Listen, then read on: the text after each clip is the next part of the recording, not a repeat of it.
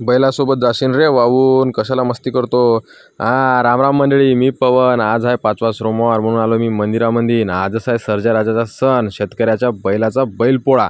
घरी गेलो, घरी विडे ठेवून दिले होते बाबानं दरवाजावर. बाहेर पाहिलं तर काही शेतकरी धुत होते नदीवर बैल. आपली वाघाडी नदी होईन, जेले भीती वाटते नदीची, त्यानं धुतले टाक्यावरच बैलन. काही पोरानं आणले बैलच चारून मस्तपैकी. आता झाली मस्त तयारी ना आम्ही चाललो बैलपोळ्याकडं.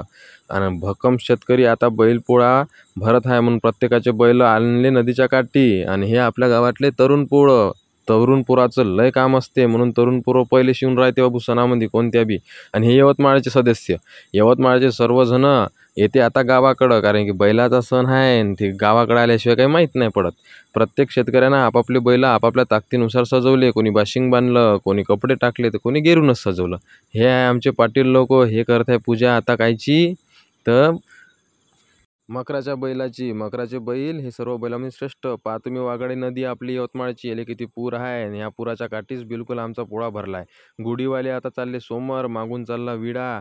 त्याच्यापासून तो विडा घेणं लय महत्त्वाचं असते.